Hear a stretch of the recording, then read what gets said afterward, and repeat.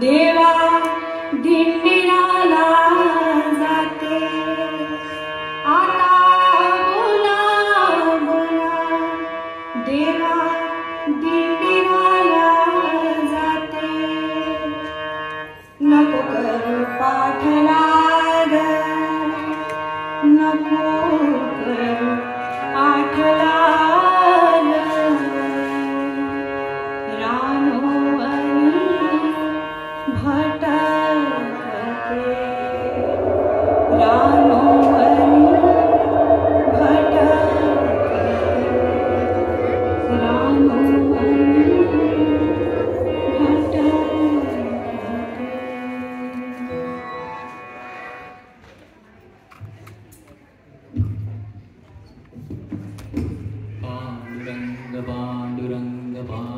नमस्कार। टळटळत्या उन्हात, मध्यान्नीच्या टळटळत्या उन्हात एक गरोदर स्त्री भंडाऱ्याचा डोंगर चढत होती। डोईवर भाकरीची टोपली आणि वरतून आग ओढणारा सूर्य। ही स्त्री म्हणजे संत तुकारामांची पत्नी आवली। बुवा विठ्ठल विठ्ठल करीत कुठे जाऊन बसले याचा शोध घेत हिंडते बिचारी। आणि त्याच वेळी इकडे दिंडीरवनात युगानुयुगे आपल्या आराध्यावर, आपल्या पतीवर, साक्षात पांडुरंगांवर रुसलेली देवी रखुमाई ही एकट्यानेच भटकती। दमली भागली आवली उसनं अवसान आणून जरा झपाझपाच डोंगर चढू लागली आणि तेवढ्या देव पाघडीचा एक काळा भर काटा कचकन तिच्या पायात घुसला आणि ऐक आवली कळवळली आणि कोसळली। आणि हे पाहून प्रत्यक्ष पांडुरंग, ज्यांचा ही आवली उठल्या बसल्या उद्धार करत असते, ते देवाधिदेव स्वतः तिच्या पायीचा काटा काढण्यास आले। आता आपल्या पतीने एखाद्या परक्या स्त्रीच्या पायाला हात लावलेला देवींना तरी कसा सहन होईल, म्हणून कोणही बया हे बघण्यासाठी रखुमाई तिथे अवतरली। पण हे सगळे कमी म्हणून की काय, तर हिची जखम बरी होईपर्यंत तू हिच्याकडेच राहा अशी देवांनी तिला आज्ञा केली। सादर करीत आहोत संगीत देव बाबरी मधील प्रसंग काटा रुते कुणाला, काटा रुते कुणाला।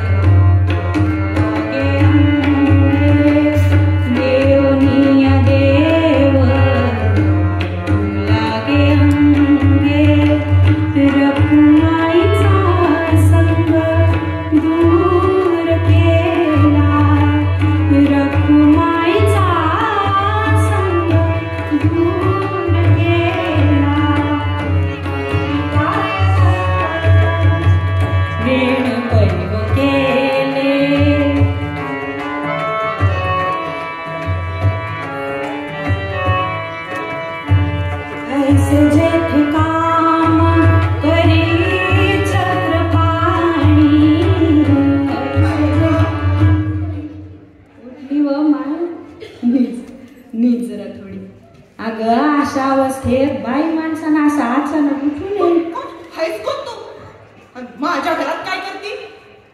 भाकर ठेव खाली आधी. अगं खात नाही काय, थापून राहिले बघ समजायच नाही. थापून राहिले म्हणजे आमचे का तू आणलं होतं? पीठ इथलंच आहे हो, त्या तिकडं पलीकडच्या डब्यात नव का? भया डबा मी माहिती केलं तुमच्या लगे. इकडं पाहिजे ना, डोरलं मी दिसतंय का? आमच्या बुवानं तिसरी मंगळागौर करून आली का काय म्हणायची, आणि ती बी मी जिद्दी असताना. अंगास येतय का काही ध्यानात?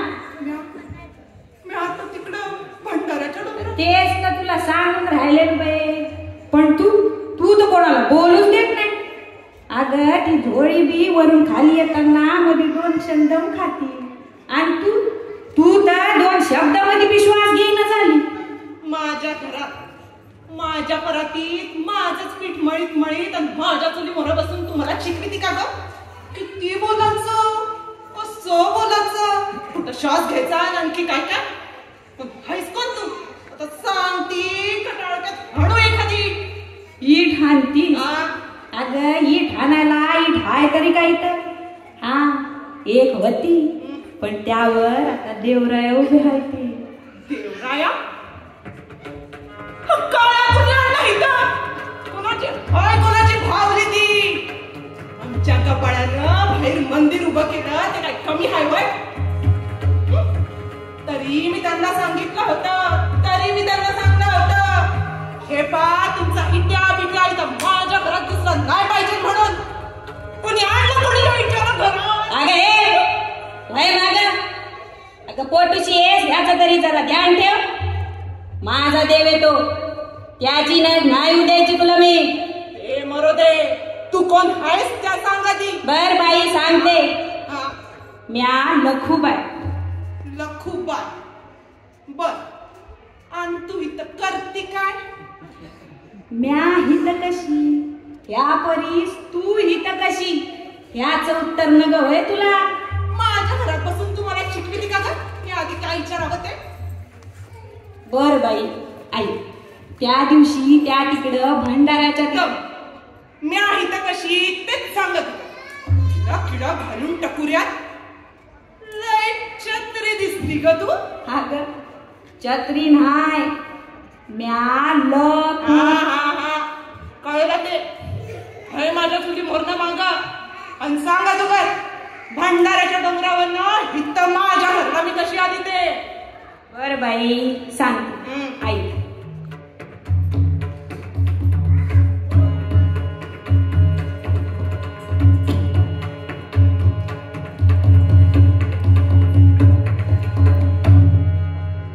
असं झालं होय ग, म्हणजे आमचं हे म्हणालं म्हणून तू इथं आली होय ग.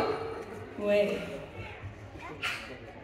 हे म्हणालं म्हणून आली. बर, आली तर आली, वरतून हे काळ भूत काऊन आणलं सांगा ती. अगे देवासनी कोण भूत म्हणते होय का? म्या नाही, तुमचे बुवाच म्हणते यासनी भूत. पंढरीचे भूत मोठे, पंढरीचे भूत मोठे, आल्या गेल्या झडपी वाटे, आल्या गेल्या झडपी वाटे. हो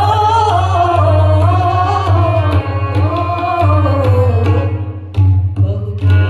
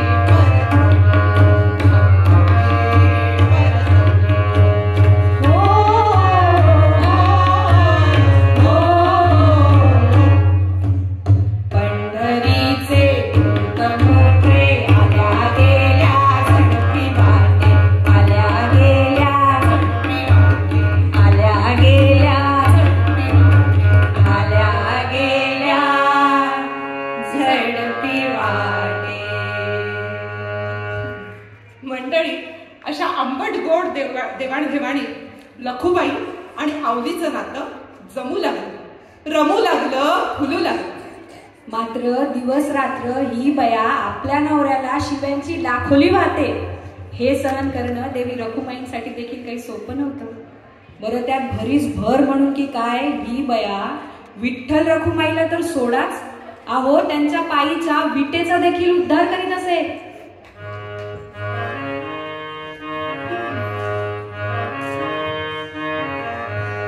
माझ्या पोटी शिव्या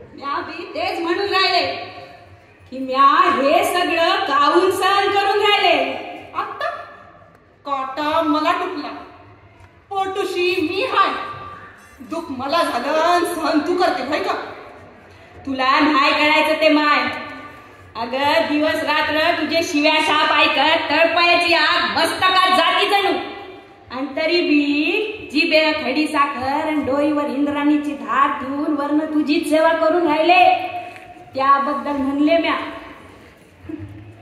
या मनुष्यानं देवाचा दगड केलाय. जणू मी गेलती हिच्याकडे अवतार घेऊन माझ्या घरला चल म्हणून. नाही बाय, तू नाही म्हणली, तुझे तुकाराम बुवा म्हणले ना म्हणून आले नाही तर. अगं किती तो त्रागा. अगं अशा अवस्थेत चांगलं बोलावं, चांगलं ऐकावं. अगं पोटुशी हायस तरी पण वरडतेस एवढ्या ना की पार इंद्रायणी पत्र आवाज जात असेल तुझा. हे बाकी खरं आहे बघ तुझं.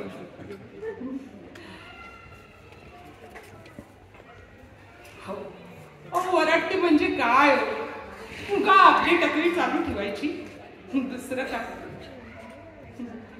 लखुबा व मा कावलीच बाई ग. तुझ्या कावून काय करू ना, ज्याच्या रागवले त्यानेच तर धाडले. ऐका की राग सोडा की, मी काय म्हणते. परवाच्याला ते काय म्हणणं मला माहिती का. कोण तुकाराम? आता आणखी कोण मग. काय म्हणलं ते म्हण पोरगी झाली तर इंद्राणी नाव ठेवू, आणि पोरगा झाला तर इटोबा. बापरे, आता इटोबा ते तर तू काय ठेवू द्यायची नाहीस. आडलंय माझं खेळ. अगं पण इंद्राणी किती सोजवळ नाव आहे. तसं नाही मा. आमचा बुवा जेव्हापासून भजनी लागले ना बघा या काळाच्या, तेव्हापासनं मला त्या इंद्राणीचं लय भेव वाटतं बघा. इंद्राणीचं भेव? आणि ते कशा पाय? एकदा रातच्याला ते असेच नित्यनेम टाळकुटीत बसले होते आणि तशातच झोप लागली त्यांना. मग काय की मधीच उठून कपाटातून समदे सावकारी भया काढल्या आणि निघाले बाहेर तरातरा. अंगावरल्या कापडाचं भान नाही, तो टाळ पायी अडकला त्याची भीस होत नाही. टाळाचा टन टन टन आवाज करी काट्याकुट्यासारखा अंधार तुडवीत निघाला ते पार तिथं इंद्राणीच्या कमरभर पाण्यात. समजे समजावून थकले, म्या अभिमेनी शिव्या घालून थकले. तेव्हा काय वाटलं त्यांना की अर्धे सावकारी भया भाऊजीच्या हाती दिल्या. मन कान्हा ही झाली बरं का आपली खाते वाटप. स्वतःच्या सावकारी हिश्श्याचे कागद आणि पानं जावी त्याची म्याप आली माझ्या स्वतःच्या डोळ्याला. इंद्राणी वाहून जातात. समधी सावकारी गेली मान आमच्या हिश्श्याची समधी.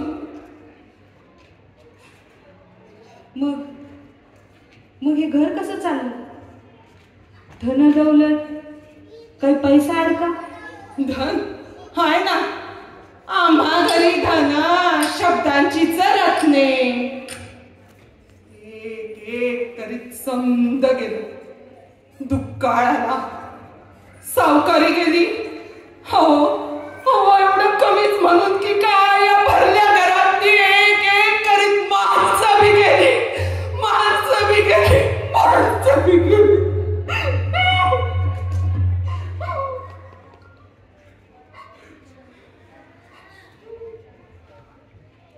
ऐकताय ना हे सगळं तुम्ही? अहो मग का परीक्षा पाहताय यांची? भले भले भले त्याला होत नसेल हो त्रास, पण हिचं दुःख नजरेआड करून कसं चालेल? एकमेकांची आंतरबाह्य ओळख असते ना तुमची. अहो मग ह्यांच्या नशिबी हे भोग का? एरवी भक्तांच्या हाकेला निद्रेतून दचकून जागं व्हावं तसे धावता. हिच्या पायीचा काटा काढायला तर निद्रेतून जागा झाला होता. पण हृदयी सळणाऱ्या काट्याचा काय? की तुमच्यावर रुसून मी दिंडीरवनात निघून गेले त्याचा सूड आहे. ते काही असो, आज तुक्याचा नाही, रखूचाही नाही, पण या लखूच्या हाकेला धावून तरी याच तुम्ही श्रीरंगा, याच तुम्ही. येगा येगा विठ्ठला, येगा येगा विठ्ठला, येगा येगा विठ्ठला.